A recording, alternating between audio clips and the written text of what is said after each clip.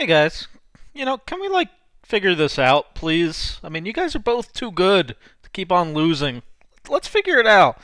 Only had 2 preseason games, new head coach, hard to tell much, but let's dive deep into the film, show you what looks new with the Doc Rivers coached Philadelphia 76ers.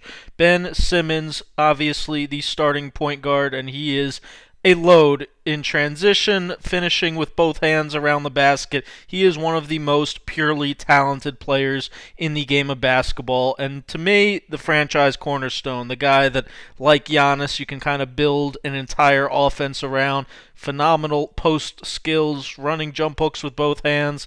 59% from the free throw line. That needs to improve. Everybody's just going to ask about the shot. Okay, he took 1-3 in the preseason, wasn't even close. You know what? I don't care. That's not even the big deal for him. Doc Rivers knows that. Anybody with real basketball IQ knows that. It's not really about the shot, at least the three ball in particular. That's not coming anytime soon for him. What needs to come sooner, to be perfectly honest, is Joel Embiid being a better shooter. As much talk as Simmons messing up spacing, Simmons is working his man down in the post here. This is Embiid's man that comes over helping off of Embiid, and Embiid has to knock these shots down more consistently to make defenses pay. Again, Ben is a fantastic post player, transition player, gets to the rim at ease. Look at this finish. Phenomenal. Playing out of more high pick and rolls. Obviously now, floor space much better. Thanks, Daryl Morey. That's what we've got this season in Philly, and he looks good playing out of it. He's got some catch and goes. Putting it down to attack driving angles quickly. He's obviously a phenomenal lob passer. Now he's got a tremendous real lob threat, even in older Dwight Howard. And as always, he reads the floor brilliantly. Makes great passes in transition. Oh yeah, and he's first team all defense. You might have seen this clip first and I thought Jaylen Brown just lost it, but watch this slowly.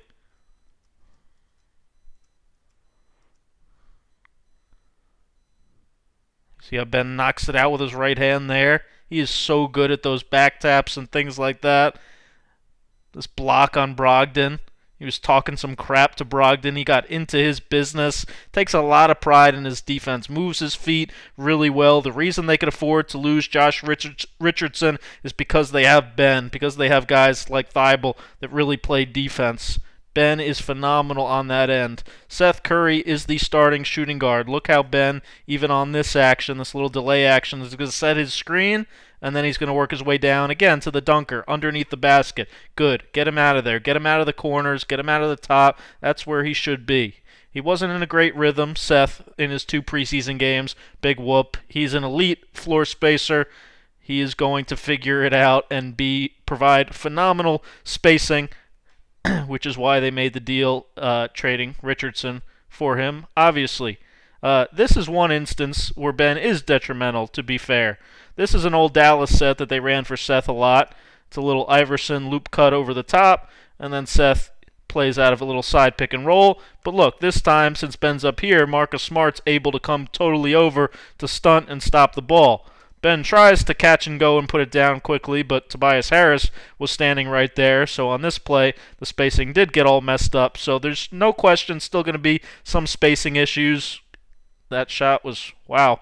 But they'll figure it out eventually. Danny Green gets a bad rap, I think. 37% from 3 in the regular season. Yes, he shot 33% in the playoffs. Sure, when he misses them, a lot of times they're not particularly close. But overall, he's still one of the better 3-and-D players in the league.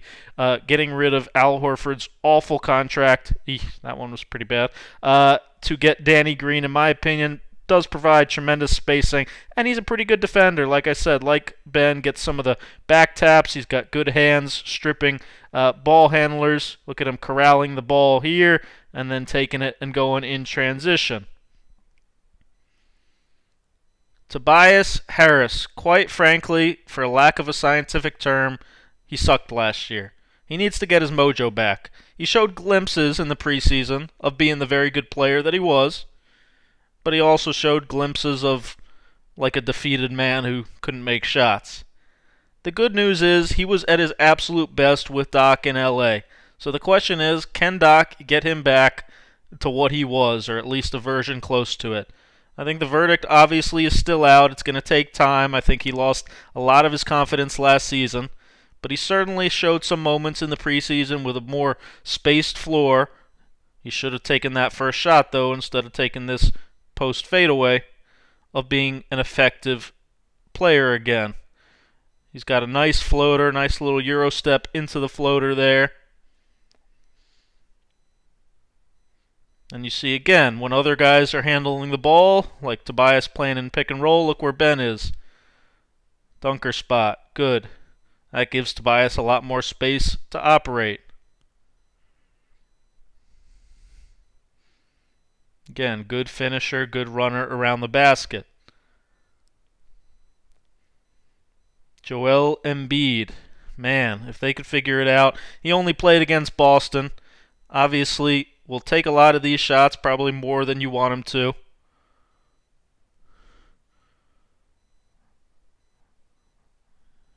I don't know if that's the best shot for Joel Embiid. How about this one? Especially when Simmons is out of the game and you can space the floor with 4 guys.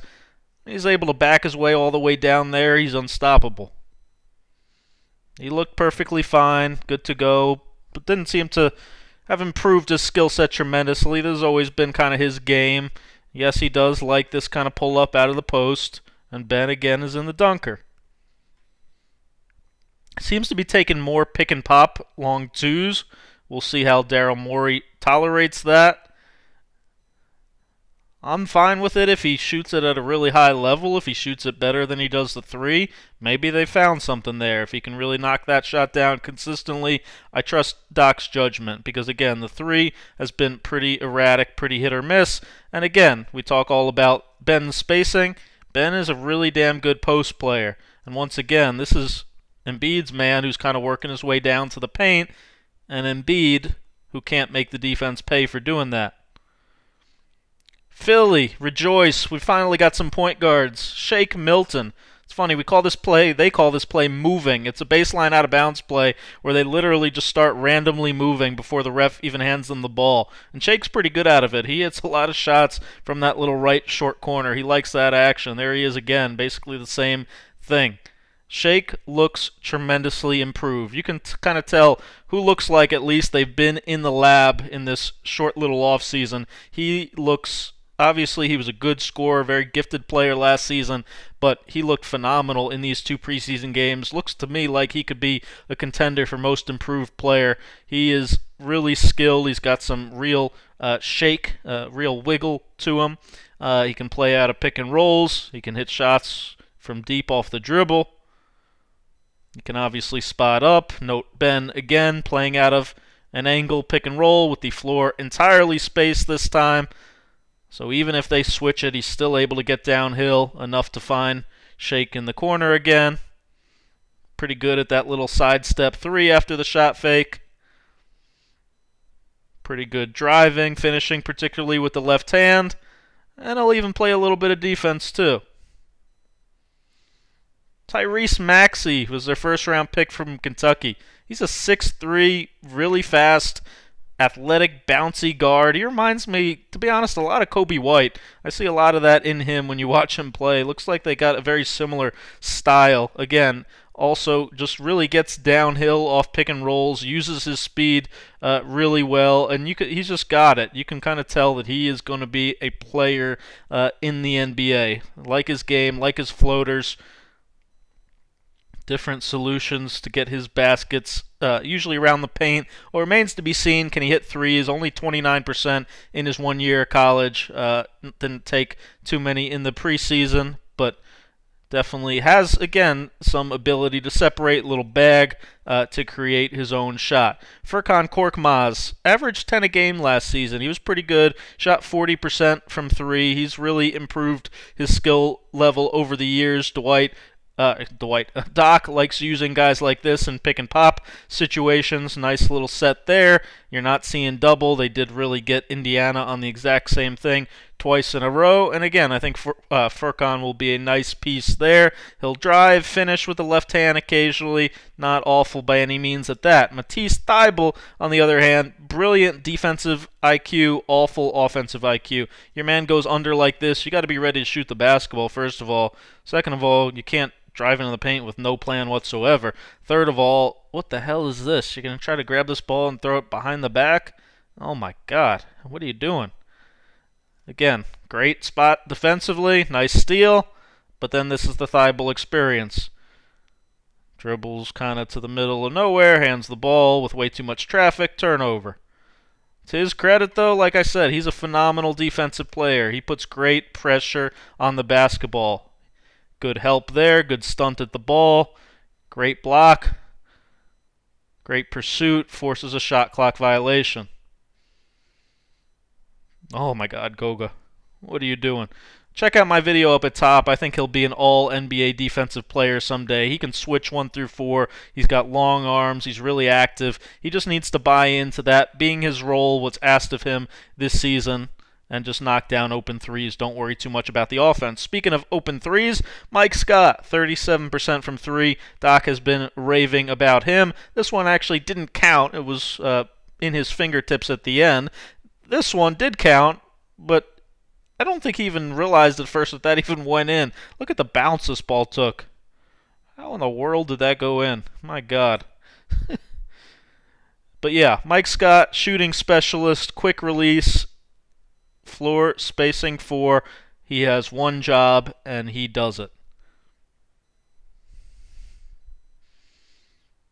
Dwight Howard, NBA champion, comes over.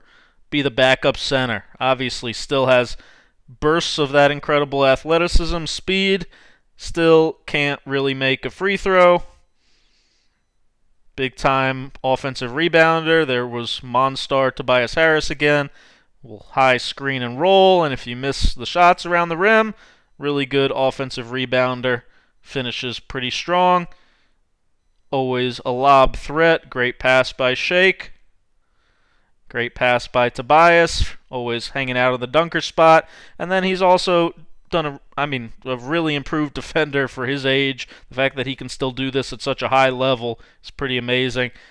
Domas Sabonis isn't scared of many guys, but he just would not power up against Dwight. Here he is again, drifting out further to perimeter, trying to take Dwight off the dribble. Can't do it. Again, not many guys back down from Domas. Appreciate you guys watching. Make sure to thumb up and subscribe, and check out the whole season preview series up at top.